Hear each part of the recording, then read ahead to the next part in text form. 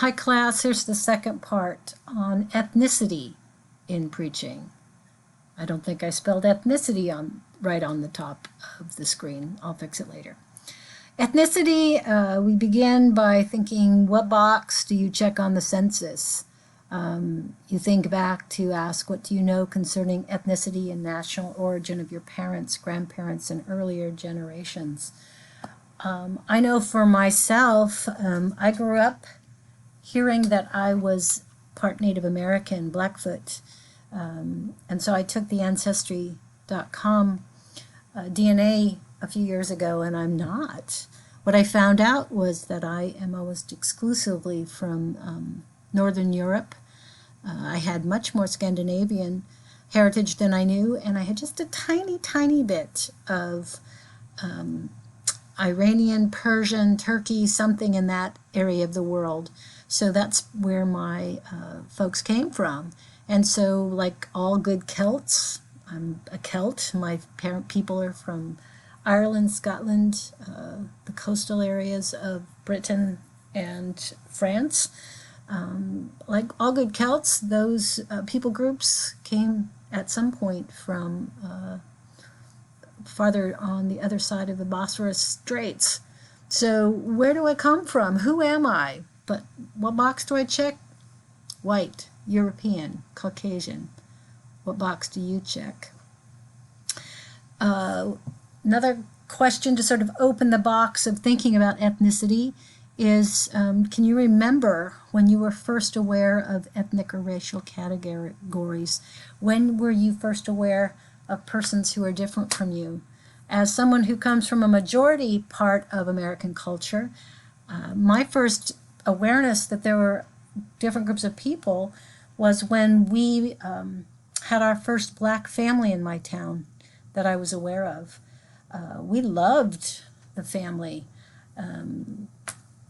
The oldest son was a basketball player and went on to play with the Harlem Globetrotters, which was sort of a performative basketball team back many years ago. And he made it big, and we were very proud of having one black family.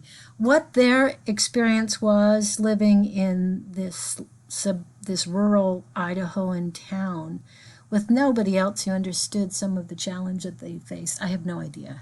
That never occurred to me. The next time I was aware of really ethnicity and racial difference or presumed racial difference was when I went on a summer ministry team to the Caribbean when I was 19 years old. It was the first time I was not a part of a majority culture. I was by far one of the only white young people on the island of St. Lucia.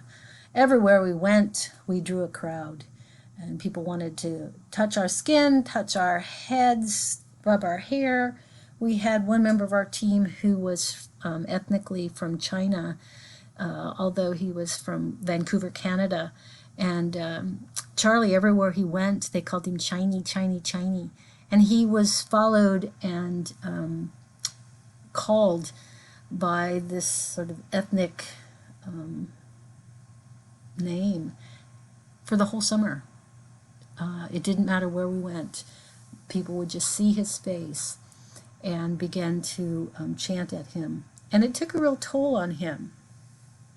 And then the last question here for you to think about is, how have you crossed ethnic or racial boundaries that help you to learn about yourself and also to recognize that cultural differences, ethnic differences are real, and they impact how we worship, what music moves us, what kind of tone of preaching seems anointed, and what seems just either flat or way over the top. Definitions, just like in the previous material. Ethnicity is a fact or state of belonging to a group with cultural or national traditions or customs. As someone who has the heritage that I have some affinity to the Scots. I know my clan. I'm a part of the Hamilton clan. While we don't wear kilts. I know what my tartan looks like. While I don't like haggis, I will say that my family of origin, particularly my grandfather, who came from Prince Edward Island, had all sorts of interesting eating habits. He liked to have apple pie with a piece of cheddar cheese on it for breakfast. That came out of his history, and so that's a part of our cultural and ethnic heritage. Now, of course, the term race is a much contested term. Whether it really is a reality or not is certainly to be debated, and most folks now would say race is really a social construction. In earlier centuries, when people were just beginning to move from continent to continent, there was this decision to categorize people by geography and to look at people who are other than the categorizing group and say, there seems to be a certain way that facial features recur in this particular group: eye color, hair color, stature, ability, and those were seen as racial. There's so many ways in which these categories do not fit whole groups of people that it is rightly contested. Ethnicity is the umbrella term and probably the one that's most useful. So what do we think about with ethnicity and preaching? Well, again, there's a couple of categories to look at. When you go into most local churches, most churches will take one of these three stances toward talking about race.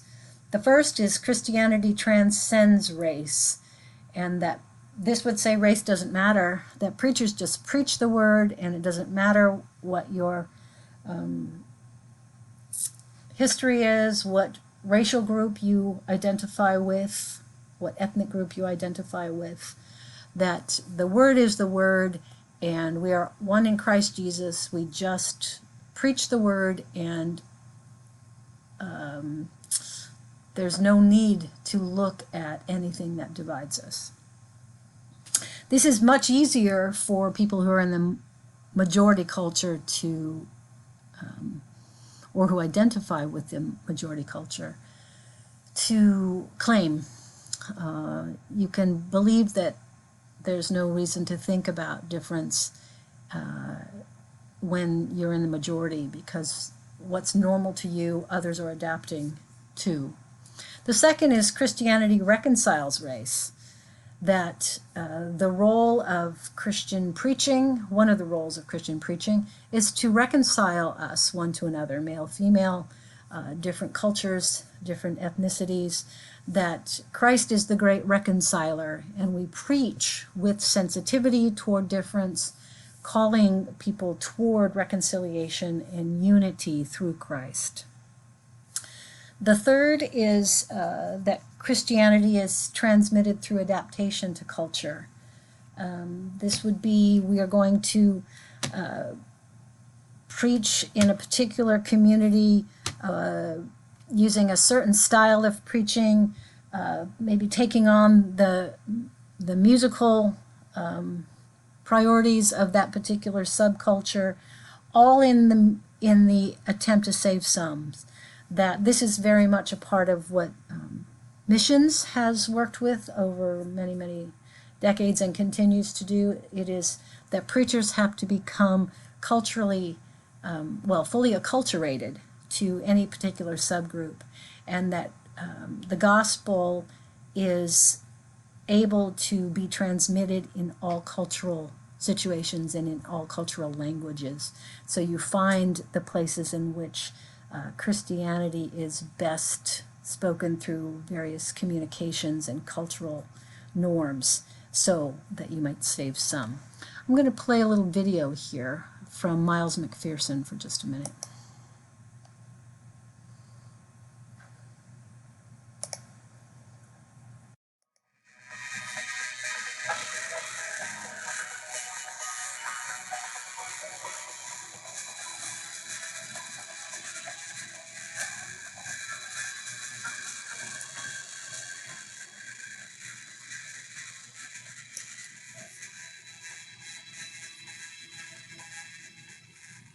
How you doing? I'm Miles McPherson, Senior Pastor of the Rock Church in San Diego, and author of the third option, releasing this September. And I'm inviting you to join us for a timely and urgent simulcast called A Race for Unity. As a black man with American and Chinese heritage in my blood, racial diversity is woven into my family, as it is in areas more than we realize. The church I pastor is as diverse as our city. 48% white, 28% Hispanic, 14% black, 7% Asian, and 3% various other ethnicities.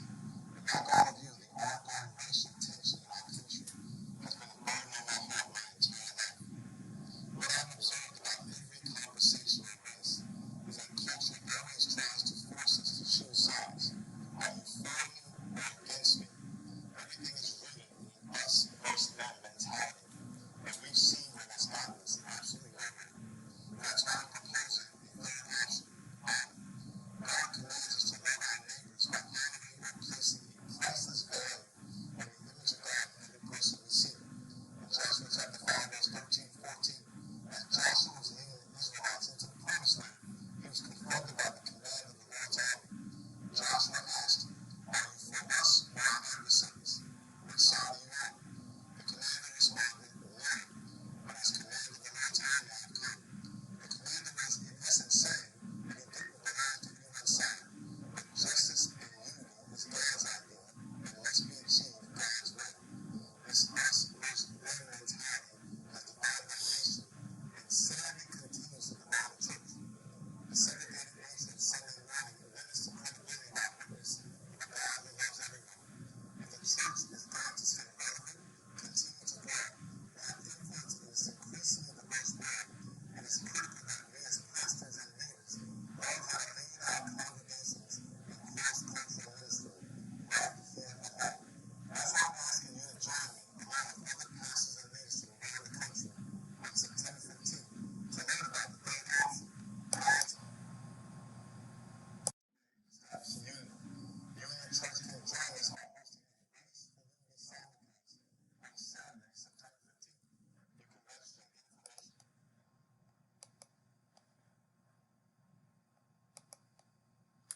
So if you had to think of these categories and say what you just heard from Miles, pastor of the largest church in this part of San Diego, just down the hill, where do you think Miles and the Rock Church would fall in these various categories?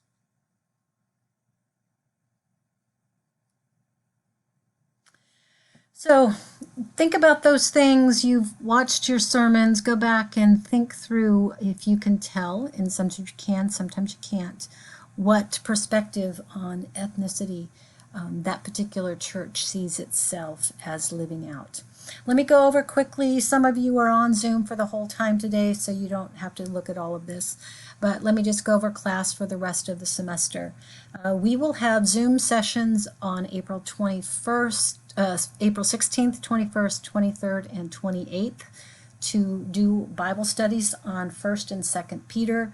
You'll find in the D boards in about 3 D boards from now what your assignment in 1st or 2nd Peter is, and you will go ahead and pick what group you will be preparing this for, whether it's middle schoolers, elder adults, unhoused young adults. I've given you some categories, so you have the assigned portion. The book, as you go through the D boards and the assignments, will lead you through the process of preparing your Bible study. You pick the group that you will work with. I'll give you some information on learning styles and lifespan development that helps all teachers prepare. And then during these Zoom sessions, you will teach a portion of our class time, and your peers will give you feedback. The rest of the assignments are, you will do a popcorn sermon at the very end. It is a very short story that you will always have at the ready if you're ever called upon to give a good word. It's also one of the stories that you'll probably use again and again as you construct sermons because it's one of your core stories, comes out of your core theology. At least it probably will. You have some freedom in that. There's more